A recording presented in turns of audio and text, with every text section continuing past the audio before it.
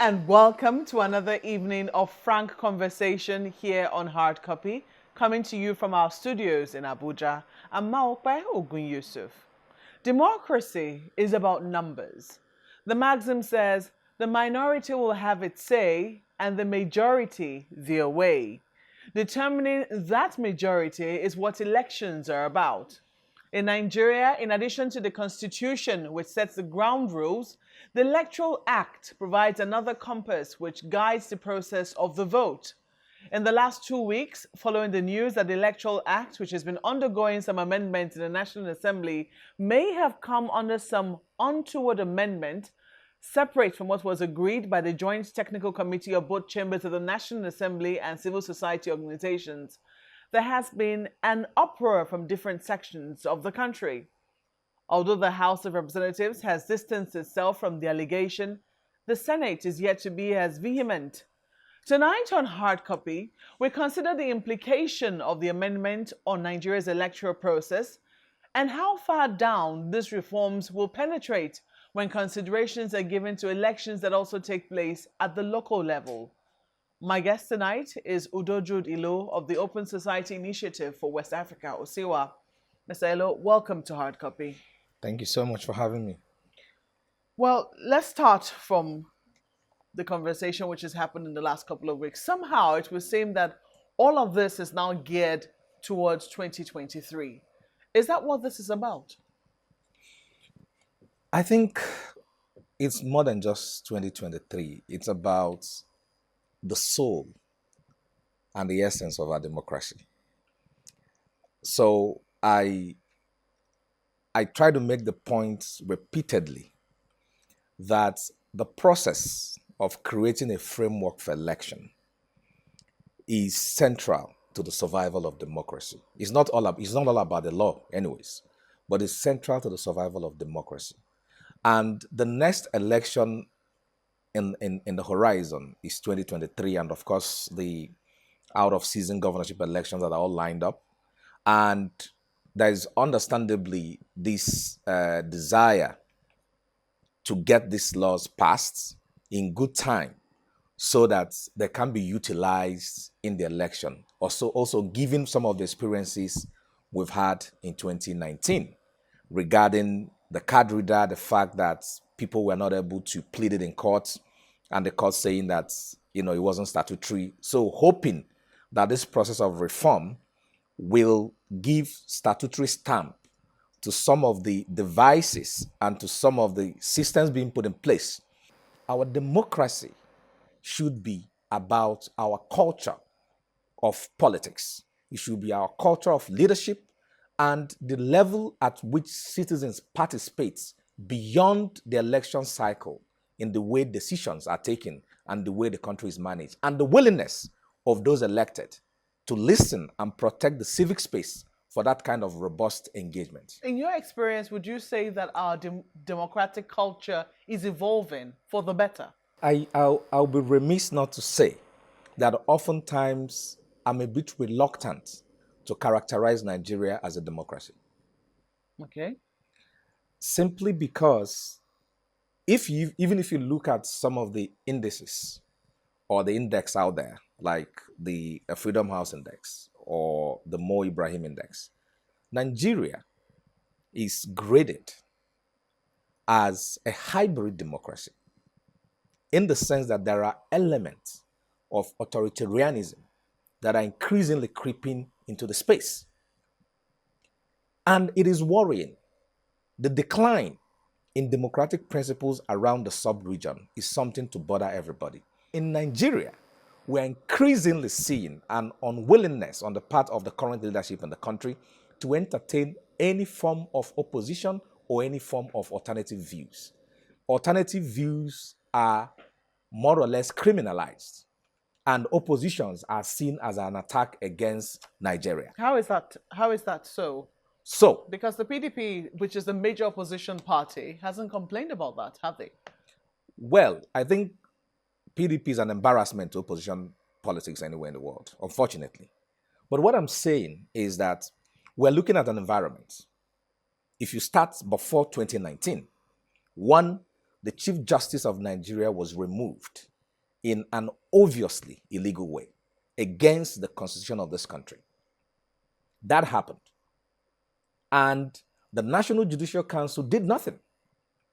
What you're seeing is a deliberate corruption or, at best, intimidation of the judicial structure. You also remember that judges in Nigeria were arrested because of corruption pre-2019. None of those justices was ever convicted. There were huge conversations around those arrests. None of them were convicted. But when the executive can exercise that kind of executive recklessness without consequences, it begins to send a very dangerous message to the justices within the judiciary on what they can or cannot do. What I'm curious to note is it that you're reaching this conclusion based on the fact that none of the judges that were arrested was convicted? Is that why you're reaching that conclusion? My conclusion was on the procedure, because democracy is a system of process. The agency that carried out those arrests was not the Nigerian police. The Nigerian police is the agency that is saddled with internal law enforcement. Is the agency, Nigerian police, the EFCC, they're the ones that work on corruption. The DSS doesn't work on corruption, but they were the ones that carried out the arrest. So when you see that obvious lack of procedure, and then the way the arrests were made, the fact that the case were thrown out, and then subsequently the Chief Justice of Nigeria was removed, it paints a picture. Because what I'm curious to note is that, there are people who will argue that the judiciary could have been protecting its own, and that maybe it was some form of protection from the executive, or it was also some form of protection for their own reputation. Because if they had found them guilty, there would have been questions about what the National Judicial Council had been doing all along. And the National Judicial Council did have responsibility to have pointed out some of these defects in and amongst its own judges. You don't think so? Whether or not the substance of the issue may have merit or not is inconsequential if the wrong kind of agency is the one carrying out the duty. So that's the first step. The second step is whether or not there's corruption in the judiciary. No Nigerian will say there's no corruption in the judiciary. And is also part of the problem of a declining democratic fortune in the country. The fact that Nigerians are not comfortable that when they walk into the courts, that they will get justice without doing more. And the fact, for instance, that we had a judgment coming out of the Supreme Court where somebody who came forth in an election, whose results were denied and rejected by INEC that conducted the election, that said, this is not our result, but our Supreme Court returned such a candidate as a governor of a state. When things like this happen, it's not just about whether or not the executive is interfering or overreaching its powers in its dealings with the judiciary. It also means that the judiciary in itself has fundamental problem. And these are the predicates of democracy. Recently, I had a conversation with Mr. Festus Keyamo, SAN, who's a minister in this government, and he did point out that when people criticize our democracy and criticize the government, these are some of the examples that they cite. And he said that they rarely remember that it was the same Supreme Court which took power from the ruling party in Bayelsa State through the same Supreme Court process and through the same judicial process. How do you respond to that? My response is the analogy of a pilot. You don't say that the pilot did well yesterday and it's fine for him not to do well today, because it means he's going to crash the plane. Our democracy is too important, too sensitive, too endangered to be placed to the vagaries of a court that flip-flops in its values or in the standards. So whether they did something right today and did something wrong tomorrow... Are you saying that it was right? Did they do right then in Bayelsa? Based on, there's still huge contestations as to whether or not the certificate of a deputy governor or elect, as the case might be, was sufficient to have, pulled the carpet under the feet of a governor who was duly elected by his people. Let me distinguish the two cases, why I worry about the former more than Bayelsa. In Bayelsa's case, it was a function of the value to be placed on the qualification of a deputy governor. Whether or not that deputy governor, his or her qualification impacts on the quality or the life of the tickets. That was the issue. And this is subject to different legal interpretation. In Imo State. But the Supreme Court agreed. Agreed, yes, that's what I'm saying. It's Yes. subject to different legal interpretation. It's the same Supreme Court. But in Imo State, it wasn't a function of interpretation of the law. It was a function of admitting evidence that has been rejected by the custodian of the evidence, which is INEC. And for me, it's something a bit more sinister than whether or not something carries a fatal effect on a ticket or not. So that's my distinction of what has happened. And the problem you see with some of this decision is that the way it presents the judiciary to the Nigerian people makes it difficult for justice to be seen to be done. Because in dispensing justice, it's not just about doing the right thing, but that the public perceives it to be right. That aspect of perception is fundamental to the credibility of our democracy as much as the content of that judgment. But even beyond the courts, we're increasingly seeing the attack on the media. The fact that media houses like yourself have to contend with the NBC breathing down your neck. In instances, in my view, that is an overreach in the powers of the NBC and is a direct assault on freedom of expression. We see that in the Twitter ban. We see that in the fact that journalists in this country have been picked up for reporting and they're being charged for terrorism, like we saw the case in the Niger Delta of a journalist who was picked up, who was reported on corruption, but was picked up and charged for terrorism. We see all of that. We see what happened with the NSAS, the killings in Lekki, and the fact that our government till today, they've given us like 5 different versions of the story of what happened. We see it in the fact that there's a white paper on NSAS since 2019, which has not been implemented. All of this tell a story of a democracy that is imperiled. We see the reluctance of this government to obey court orders. Is this because of our, I don't want to say immaturity, but the fact that we've not practiced this democracy for very long, is that what has informed our response to some of these challenges that we have also encountered here? I mean, if you have had some experience, I imagine that your response to certain situations will be maybe a lot more measured or will be different. We'll have a lot to learn from out there. There are some good practices we can learn from. How come we're not learning those good practices? How come like I said, we're interested in form? Oh, we held an election. And then after the election, people are going around hungry. Inequality is increasing. That's not the essence of democracy. This procedural thing we do every 4 years has no meaning if it doesn't impact positively on the lives of Nigerians. And this is why in some spaces, democracy is losing the argument. Because people are saying, we are suffering under this system. They say they hear us, but they don't hear us. So maybe we should do something else. That is not democracy, as long as we have food.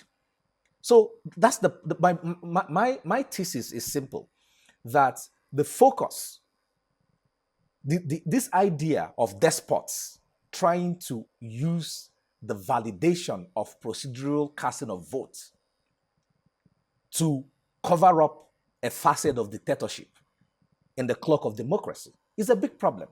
Why don't we obey what the courts tell us, for instance? Why don't we want to listen to our people when they speak to us? Why are our representatives mostly representing themselves? Why is it that decisions that are being taken in Abuja are oftentimes at variance with the need of the communities? How come our governors are not listening? That they have more or less tried to make us believe that Abuja is our problem, whereas the laws and powers within their remit, they have not exercised. These things are not problems because we are practicing democracy. These are problems because those who we have put in the helm of affairs have decided to work for their own interests and not for the interests of the masses. So we won't condemn democracy for the inefficiency, inadequacy, and somehow the criminal negligence of those who have put in the power, who we have put in power to hold in trust for us as a people. I want to take us back again, even though you have said that it is beyond our laws and that we need to take a bigger look at our democracy. Um, I'm interested in some of the controversies that came up only recently. And every year, well, maybe not every year, every 4 years after we Recycle. have finished, electoral process, we will look at the flaws. We will say, "Oh no, we think we could have done it better." And every time we'll bring up new amendments. In your opinion, first, do you think these amendments are important? And looking at what has now been proposed, how far-reaching do you think that these amendments will go in helping to correct some of the ills, assuming they were to pass? Okay, so my first caveat is that we can't legislate ourselves out of our problems. So legislation is just one arm of the solution to our problems, even in election. So as much as we do this legislation and these reforms, we also have to look at the larger issues of political culture, rule of law, poverty, and all of those things. They're all part of the whole package. But to the amendments, why are people really so bothered about these two provisions? One that allows INEC to review announcement of results to be sure that every process was followed before a result is announced, to be sure that it wasn't an act of coercion. That's section 65. Exactly. So that is one section. The second section is about the Transmission of very results? clear exclusion of the power or the ability of INEC or the possibility of INEC transmitting results electronically. And if you take your mind back to the last election, what happened in Imo State with Senator Okorocha, where the returning officer on national television said, "I'm saying this under duress." We should all be embarrassed that a public officer representing the Federal Republic of Nigeria comes on national television and says that he's exercising his function under duress. And our laws, 2 years to 3 years down the line, has not offered a respite to right that wrong. That should be a collective shame for all of us. This law, this section 65, is a direct response to that incident. It's also a direct response to things like tabulation error. The little mistakes that can, so say for instance, you're computing, you put zero where there's not supposed to be zero, it can change the outcome of the election. These little things that allows INEC just like 7-day window to review these things and be sure that the result that is coming out is actually the result. So to save all of us this endless tribunal journey for the most minute of issues, why would anybody not grant them the power to exercise this? As a background, INEC used to have that power. But under a former INEC chairman in 2007 election, that power was abused. That power was abused. In response, it was now made impossible for INEC after announcement of results to make any amendments. This legislation gives us a middle ground of 7 days with clear example of what should trigger such a review. And we are rejecting it. Ward, local government, states, depending on the election, federal, things happen. But when you transmit electronically, when the numbers come up, you can match. If there is significant disparity, then you do what? You review.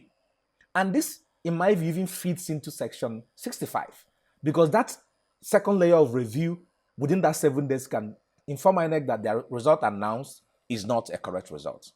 So why would anybody not want this to happen? People who don't want this country to progress, who don't want our democracy to survive, we want to make it difficult for us to speak up. Social media, media houses, and all of that. And then when the elections go bad, they deny you an opportunity to review it. I see it as not something accidental, but something within a broad framework of authoritarianism, limiting the voices of the people, whether it's the voice through public expression or the expression through the ballot. Do you think, with the reassurance of the House, of the Speaker of the House, though, that there was really no smoke? Maybe there was really no... No, but because it was members, it was people who felt that this was a problem within this National Assembly that brought out this information. I'm curious, when this eventually goes through, when what was agreed upon by the joint chambers of the National Assembly and civil society organizations and, largely worked upon by the majority of the people who worked on it, finally goes through, hopefully that's what will happen. How do you think it's going to affect elections at the grassroots? Because some people say that that is the missing link, that it would seem that largely we're focused on elections because the electoral acts will affect the presidential elections, will affect the governorship elections, but we'll have very little say in what happens at the grassroots, at the local level. How do you think that this could permeate our electoral process in such a way that we can awaken the grassroots? Let me give you an example. I come from Enugu State. In my constituency in the last election, somebody very close to me ran for the election. And while his field officers were collecting, tabulating results across the polling station and the wards, they had word that most of the results had been carried to the local government. And before you could say Jack, results had been announced. There was no record to allow him the opportunity to see what was declared in all the polling stations. For him to be able to do that, he would have funded agents in all the polling stations in his constituency, and that's a lot of money. So nobody will carry your results, go to a ward level, and add a 0 to your 20 or to his 20. Nobody will carry your result, come down to local government, condone off the place, and do a new sheet. That's what this law is about. I'm talking about, so that is at the governorship level, right? No, House of Representatives. House of Representatives. State Assembly. And State Assembly. All of them.